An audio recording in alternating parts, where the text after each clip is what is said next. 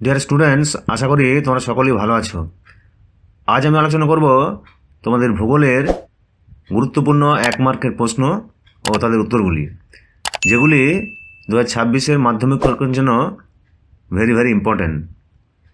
তাই এই প্রশ্নের উত্তরগুলি খুব ভালোভাবে তৈরি করবে। এই প্রশ্নগুলি তোমাদের পরীক্ষায় বিভিন্নভাবে আসতে পারে, যেমন ধরো MCQ, SAQ, শূন্যস্থান পূরণ, শুদ্ধ অশুদ্ধ, স্তম্ভ মেলানো ইত্যাদি। মোটের উপর প্রশ্নগুলি খুবই ইম্পর্ট্যান্ট। যে সমস্ত ছাত্রছাত্রী সারা বছর যে কোনো কারণে পড়াশোনা করতে পারোনি, প্রশ্নগুলি তাদের পাস করার ব্রহ্মাস্ত্র ধরে নিতে পারো। যাই হোক, আমি মাত্র 3 থেকে 4টি সেটে তোমাদের এই 1 মার্কের প্রশ্নগুলি শেয়ার করব, যেগুলি উত্তর তৈরি করলে তোমাদের ভূগোল বিষয়ে পাস করার কোনো চিন্তাই থাকবে না। যারা আমার চ্যানেলে নতুন দর্শক, অনুরোধ করব চ্যানেলটিকে সাবস্ক্রাইব করে পাশে থাকতে। যাই হোক, এখন আসছি মূল বিষয়, ভূগোলের 1 মার্কের গুরুত্বপূর্ণ প্রশ্ন ও তাদের উত্তরগুলি নিয়ে। 1 মার্কের প্রশ্নের প্রথমেই রয়েছে, ডোলড্রামস কোন অঞ্চলে লক্ষ্য করা যায়? ডোলড্রামস নিরক্ষীয় নিম্নচাপ বলয় অঞ্চলে লক্ষ্য করা যায়। পরের প্রশ্নে থাকছে, ভারতের নবীনতম অঙ্গরাজ্যটির নাম কি? ভারতের নবীনতম অঙ্গরাজ্যটি হল তেলেঙ্গানা। 3 নম্বর প্রশ্নে থাকছে, ভারতের বৃহত্তম বহুমুখী নদী পরিকল্পনা কোনটি? ভারতের বৃহত্তম বহুমুখী নদী পরিকল্পনা হল ভাকরা নাঙ্গাল নদী পরিকল্পনা। নাম্বার 4-এ থাকছে, মরু অঞ্চলে শুষ্ক হ্রদকে কী বলে? মরু অঞ্চলের শুষ্ক হ্রদকে বলা হয় প্লায়া। সিজিকি অবস্থানে যে জোয়ার হয় তার নাম কি? সিজিকি অবস্থানে জোয়ার হয় তার নাম হলো ভোরাকটাল। 6 নম্বর থাকছে, ভারতে অবস্থিত হিমালয়ের সর্বোচ্চ শৃঙ্গের নাম কি? ভারতে অবস্থিত হিমালয়ের সর্বোচ্চ শৃঙ্গ হল কাঞ্চনজঙ্ঘা। কোন শহরটি ভারতের সিলিকন ভ্যালি নামে পরিচিত? বেঙ্গালুরু শহরটি ভারতের সিলিকন ভ্যালি নামে পরিচিত। 2টি শিব বালিয়াড়ির মধ্যবর্তী অংশকে কী বলে? 2টি শিব বালিয়াড়ির মধ্যবর্তী অংশকে বলা হয় গাসি। 9 নম্বর প্রশ্ন থাকছে, ইনসুলেশনে তাপের প্রভাব বেশি পড়ে কোন অঞ্চলে? ইনসুলেশনে তাপের প্রভাব বেশি পড়ে ক্রান্তীয় অঞ্চলে। 10 নম্বর থাকছে, ভারতের জীবনরেখা কাকে বলা হয়? ভারতের জীবনরেখা বলা হয় রেলপথকে, কিন্তু ভারতের উন্নয়নের জীবনরেখা বলা হয় জলপথকে। প্রশ্নটি ভালো করে পড়ে সেভাবে উত্তরটি লিখবে। পরের প্রশ্নটি রয়েছে, আউটসোর্সিং কথাটি কোন শিল্পের সঙ্গে যুক্ত? আউটসোর্সিং কথাটি তথ্য ও প্রযুক্তি শিল্পের সঙ্গে যুক্ত। 12 নম্বর প্রশ্ন থাকছে, পেট্রোরসায়ন শিল্পের প্রধান কাঁচামাল কি? পেট্রোরসায়ন শিল্পের প্রধান কাঁচামাল হল ন্যাপথা।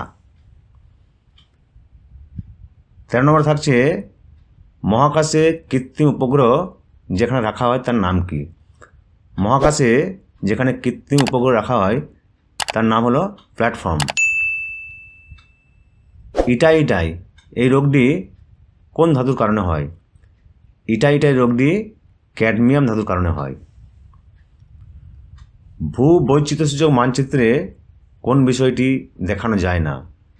ভূবৈচিত্র্যসূচক মানচিত্রে আবহাওয়ার বিষয়টিকে দেখানো যায় না।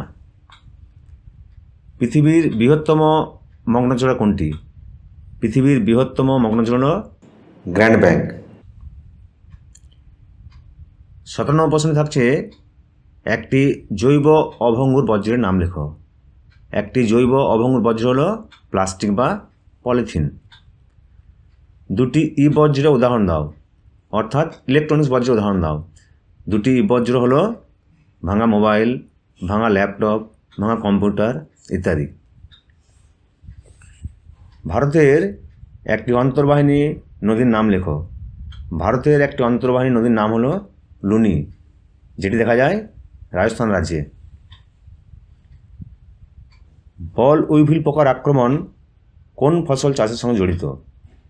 বল উইভিল পোকার আক্রমণ তুলা চাষ এর সঙ্গে জড়িত।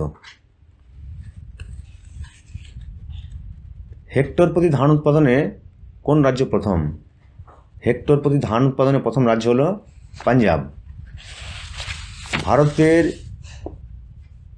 কৃষি জমিতে কোন পদ্ধতিতে সর্বাধিক জলসেচ করা হয়? ভারতের কৃষি জমিতে কূপ ও নলকূপের সাহায্যে সবচেয়ে বেশি জমি চাষ করা হয়। 23 নম্বরের প্রশ্ন রয়েছে, কোন বন্দরকে ভারতের প্রবেশদ্বার বলা হয়? মুম্বাই বন্দরকে ভারতের প্রবেশদ্বার বলা হয়। 24 নম্বরে রয়েছে, রেটুন পদ্ধতি কোন ফসল চাষের সঙ্গে যুক্ত? রেটুন পদ্ধতিটি ইক্ষু বা আখ চাষের সঙ্গে যুক্ত। পরের প্রশ্ন থাকছে, একটি শিকড় আলগা শিল্পের নাম লেখো। একটি শিকড় আলগা শিল্প হলো কার্পাস বয়ন শিল্প বা বস্ত্র বয়ন শিল্প। মরু অঞ্চলে কী জাতীয় মৃত্তিকার প্রাধান্য দেখা যায়? মরু অঞ্চলে সিরোজোম এই ধরনের মৃত্তিকা দেখা যায়। মিলিয়ন সিটের RF এর মান কত? মিলিয়ন সিটের RF এর মান হলো 1:10 লক্ষ। সোনালী চতুর্ভুজ কথাটি কোন পরিবহনের সঙ্গে যুক্ত?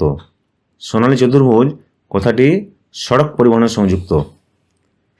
ভারতের কোন অঞ্চলে বছরে দুবার বৃষ্টিপাত হয়? ভারতের করমণ্ডল উপকূলে বছরে দুবার বৃষ্টিপাত হয়। ভূস্বর্গ বা প্রাচ্যের নন্দনকানন কাকে বলা হয়? কাশ্মীর উপত্যকাকে ভূস্বর্গ বা প্রাচ্যের নন্দনকানন বলা হয়। 31 নম্বর প্রশ্নে থাকছে, ভারতের সর্বাধিক সাক্ষর রাজ্য কোনটি? ভারতের সর্বাধিক সাক্ষর রাজ্য হল কেরালা। কোন শিল্পকে সকল শিল্পের মেরুদণ্ড বলা হয়? লৌহ ইস্পাত শিল্পকে সকল শিল্পের মেরুদণ্ড বলা হয়। থর মরুভূমিতে চলমান বালিয়াড়িকে কী বলা হয়? থর মরুভূমিতে চলমান বালিয়াড়িকে বলা হয় ধ্রিয়ান। পরের প্রশ্নে থাকছে, বায়ুর গতিবেগ মাপার যন্ত্রটির নাম কি? বায়ুর গতিবেগ মাপার যন্ত্রটির নাম হলো অ্যানিমোমিটার। কোন তিথিতে জোয়ারের মাত্রা সর্বাধিক হয়? অমাবস্যা তিথিতে জোয়ারের মাত্রা সর্বাধিক হয়। শেষ প্রশ্নে থাকছে, কৃষ্ণ মৃত্তিকার অপর নাম কি? কৃষ্ণ মৃত্তিকার অপর নাম হলো রেগুর মৃত্তিকা।